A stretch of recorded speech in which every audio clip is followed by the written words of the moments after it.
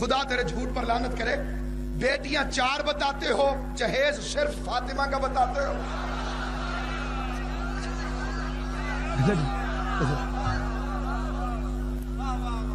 اگلی بات مولوی صاحبان کا اگلا جھوٹ سماعت فرمائیں. شیعہ صحابہ کو نہیں مانتے. مجھے پاک علی کی عزت کی قسم, ہم اسے شیعہ نہیں مانتے. جس کا ایمان عقیدہ بولے, مولوی کو پتہ چلے ہم صحابہ کو مانتے ہیں. صحابہ کے قدموں کی خاک, ہم امتیوں کی آنکھوں کا سرما. سید کی ہو نہیں سکتا, کیونکہ صحابی ہوتا ہی وہی ہے جو سید کا غلام ہو. صحابہ کرام کے لیے پیغمبر اعظم کے ارشادات ہمیں پتہ ہے, ان کی عظمت کا ہمیں پتہ ہے. کبھی ابر ہلالی ہے, رنگ بلالی ہے, کبھی ایمان کے درجہ سلمان پر ہے. اور صحابہ کرام کی عظمت یہ ہے, عرش پر ہو تو ستارے, زمین پر ہو تو ہدایت کے مینارے, قرآن کے ساتھ ہو تو قرآن کے پارے, اور محمد کو اکیلا نہ چھوڑے تو سارے کے سارے ہمارے.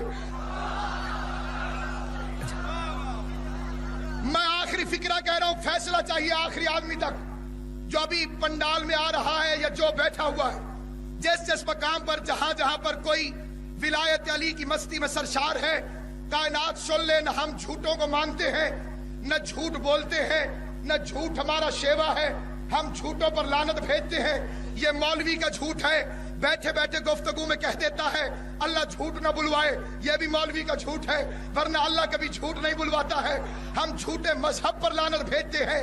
اگر دنیا ہمارے بارے میں یہ غلط فہمی رکھتی ہے تو میں اس مرکزی اجتماع میں امیر المومنین کے چاہنے والے شیعان حیدر کرار کی طرف سے اس نمائندہ اجتماع میں اعلان کر کے علماء و ذاکرین کی موجودگی میں منبر پر قسم جناب پروردگار کھا کر, امیر المومنین کی عزت کی قسم, محمد کی نبوت کی قسم, حسن کی سخاوت کی قسم, حسین کی شہادت کی قسم, ہمارا ایمان یہ ہے کہ جو صحابہ کو برا کہے اس پر بھی لعنت, جو برے کو صحابی کہے اس پر بھی لعنت.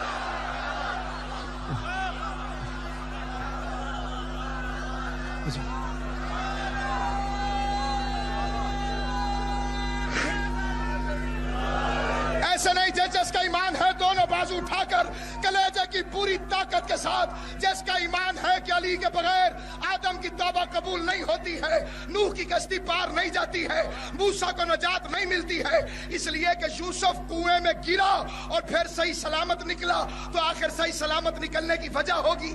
حماد اہل بیت شہید محسن نقوی نے فرمایا مصیبتوں کا ارادہ بدل گیا ہوگا, قضا کا وار اچانک ہی ٹل گیا ہوگا. کنویں سے بچ کے نکلنا محال تھا یوسف, علی کا نام زباں سے نکل گیا. جس کا ایمان ہے علی رزق دیتا ہے, جس کا ایمان ہے علی کائنات میں کائنات کو اولاد عطا فرماتا ہے, وہ اپنے دونوں بازو بلند کر کے کلیجے کی پوری طاقت کے ساتھ پنجہ تنی 5 مرتبہ زباں کے ساتھ دل بولو علی مل کر, علی پوری طاقت سے, علی علی نعرہ حیدری. تمہیں کیا مان, تمہیں کیا خبر صحابی کسے کہتے ہیں؟ ہم اتنا مانتے ہیں جس نے رسول نے مانا, جتنا رسول نے مانا. ہمارا ایمان ہے صحابی جنتی ہو سکتا ہے, جنت کا مالک نہیں ہو سکتا. صحابی پلے سر, علامہ اقبال کا شعر ہے لیکن ویسے بیٹھے نہ. صحابی جنتی ہو سکتا ہے, جنت کا سردار نہیں ہو سکتا. صحابی پلے سرات سے گزر سکتا ہے, پلے سرات سے گزار نہیں سکتا. صحابی بسم اللہ پڑھ سکتا ہے, نقطہ بائے بسم اللہ نہیں ہو سکتا. صحابی قاری قرآن ہو سکتا ہے, وارث قرآن نہیں ہو سکتا. صحابی صاحب ایمان ہو سکتا ہے, کل ایمان نہیں ہو سکتا. صحابی مومن ہو سکتا ہے, امیر المومنین نہیں ہو سکتا. تو جسے چاہتا ہے اسے عہدہ عطا کر دیتا ہے, اور بنایا بھی تو کیا خلیفہ. قبر میں یہ سوال نہیں ہوگا تیرا خلیفہ کون تھا. مولوی سے غلطی یہ ہوئی, امام بناؤ، اور کوئی اس لیول کا بنا جیسے 12 ہے، اور ہستی ہے ہمارے پاس عباس، علی کا بیٹا ہے لیکن امام نہیں ہے۔ تو جب ایسی ہستی امام نہیں ہے کون؟ ہے کون؟ ام البنین کے دودھ، علی کی دعا اور بطول کی مناجات کی مشترکہ تاثیر۔ شہید بعد میں، غازی پہلے۔ صفین کا میدان، امیر المومنین نے لشکر کو دیکھ کر ایک فکرہ فرمایا، کون ہے؟ جب فرعون شام کے لشکر سے ٹکرائے، محمد حنفیہ آگے بڑھے، فرمایا علی مجھے اجازت دیجیے 30,000 کا لشکر دیجیے، مغرب سے پہلے اگر میں فتح حاصل نہ کروں تو اپنا بیٹا نہ کہ۔ محمد 1,48,000 کا لشکر تھا ادھر، محمد حنفیہ ٹے آن ابن علی آئے، فرمایا بابا 30,000 کا لشکر اور ظہر تک مہلت، فتح نہ ہو تو اپنا بیٹا نہ کہ۔ یہ دونوں ہٹے تو عباس آگے بڑھے، کہا بابا نہ 30,000 کا لشکر چاہیے، توجہ توجہ توجہ، نہ 30,000 کا لشکر چاہیے، نہ شام تک مہلت چاہیے، بس اپنی ذوالفقار میرے حوالے کر دے، اپنے دول پہ اپنے ہاتھوں سے سوار کرا دے، میں جاتا ہوں میدان میں، 1,48,000 کا مجمع ہے میرے مقابلے پر، پہلے تیرے دشمن کا سر کاٹوں گا، آخری شاف تک پہنچوں گا، تیرے آخری دشمن کو قتل کروں گا، اگر آخری دشمن کو قتل کرنے سے پہلے تیرے پہلے دشمن کا سر زمین پر آ جائے تو مجھے عباس نہ کہ۔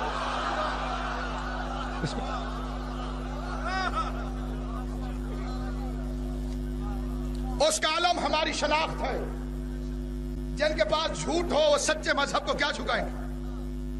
تمہارے پاس ابو ہریرہ کی جھوٹی روایتیں ہیں، ہمارے پاس سخی عباس کا سچا علم۔ میں ہندوستان گیا، 13 اگست کی تاریخ تھی، وہ اپنی جشن آزادی مناتے 15 اگست کو، ہم 14 اگست، 15 اگست کو ان کی آزادی، 14 کو ہماری۔ 13 اگست کو میں لاہور آنے کے لیے دلی ایئرپورٹ پہ پہنچا، ہر طرف ترنگا، ترنگا سمجھتے ہیں؟ انڈیا کا جھنڈا 3 رنگوں کا ہے، مشرق کے 3 رنگ ہوتے ہیں،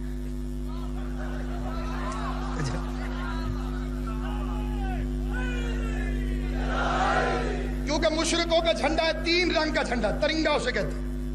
یہ تسلیس جڑی ہوئی ہے مشرق کے ساتھ سقیفہ سے آج تک، ہر طرف ان کا جھنڈا، کہیں پاکستان کا جھنڈا نہیں تھا۔ 35 منٹ کی فلائٹ کے بعد میں لاہور پہنچا، ہر طرف پاکستان کا سبز ہلالی پرچم پنجے تنی تارے کے ساتھ چمکتا ہوا،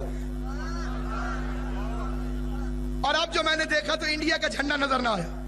مجھے پاک امام حسین کی شہادت کی قسم، پاکستان کا جھنڈا دلی میں نظر نہیں آ رہا تھا، انڈیا کا جھنڈا لاہور میں نظر نہیں آ رہا تھا، لیکن مجھے غازی عباس کی عزت کی قسم سخی عباس کا پرچم دلی میں بھی لہرا رہا تھا، لاہور میں بھی لہرا رہا تھا۔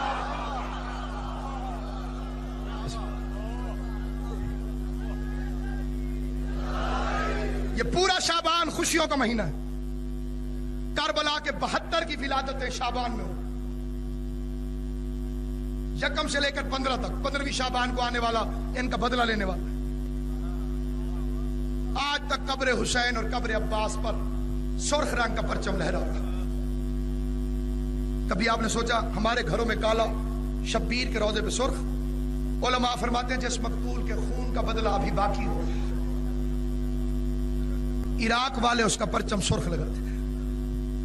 میں قبلہ کعبہ سے 2 فکرے حضرت عباس کے اس نیت سے عرض کرنا چاہتا ہوں۔ آغا حسن ابتہی فرماتے ہیں جس مجلس میں جناب عباس کا تذکرہ ہو، کسی مومن کی کوئی مشکل سے مشکل دعا ہو، ادھر وہ رو کر دل میں دعا مانگتا ہے، ادھر امام زمانہ اس میں مہر لگاتے ہیں۔ آغا حسن ابتہی پچھلے سال انتقال ہوا، ملاقات با امام زمان، یہ کتاب ان کی ہر مومن کو چاہیے پڑھے۔ وہ ارشاد فرماتے ہیں میں نے عالم کشف میں حضرت کی زیارت کی، اور میں نے خیال میں پوچھا آقا مجلس سے تو ساری پاک ہیں، کسی معصوم کا بھی ذکر ہو، خیرات کے دروازے کھلے ہیں، صرف عباس کی مجلس میں ہر دعا قبول کیوں ہو جاتی ہے؟ تو بار میں آقا کے رخسار آنسوؤں سے بھر گئے، فرمایا ابتہی غازی کے دل میں اپنی دو حسرتیں تھیں. پہلی حسرت تھی لڑنے کی اجازت مل جائے، دوسری حسرت تھی سکینہ تک پانی پہنچ. نہ وہ حسرت پوری ہوئی نہ یہ حسرت پوری ہوئی. اس دن سے اللہ نے وعدہ کیا، عباس تیری مجلس میں رونے والا کوئی حسرت لے کر خالی واپس نہیں اٹھے گا. میں نے کوئی طویل مصائب نہیں پڑھنے، صرف جتنا بی بی نے میرے حصے میں لکھے ہیں 2 یا 4 سطریں عرض کرتا ہوں. اس عباس کا لقب کیا ہے؟ باب الحوائج، حاجتیں پوری کرنے والا. جب مدینے سے چلنے لگے 28 رجب کو جناب ام البنین سامنے آئے. جناب ام البنین احترام کی وجہ سے حسین ابن علی سے لمبی بات نہیں کرتی، گردن جھکا کے رکھتی تھی. اگرچہ بیٹا ہے لیکن امام.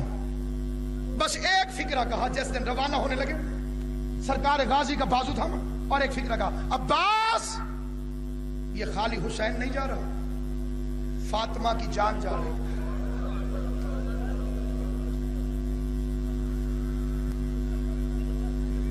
امبا حکم، عباس میرے ساتھ آنا. ایک حجرے میں لے گئے. عباس یہ کس کی قبر ہے؟ آنکھیں بند کر کے عباس نے کہا زمانے کے رسول کی. فرمایا عباس اپنا دایاں ہاتھ، عباس دایاں ہاتھ محمد کی قبر پہ رکھ. میرے غازی نے اپنا دایاں ہاتھ مصطفیٰ کی قبر پہ رکھا. اگلا سوال بڑا عجیب کیا. علی کی ماں، علی کی زوجہ نے، عباس کی ماں نے، عباس میں کون ہوں؟ فرمایا میری ماں اور کا علی کا حرم. کہا بس ماں سمجھ کر نہیں، امیر المومنین کی کنیز سمجھ کر اپنا بایاں ہاتھ میرے سر پہ رکھ. عزیزانو جس کے دونوں ہاتھ کھلے ہیں اور وہ ماتم کو عبادت سمجھتا ہے.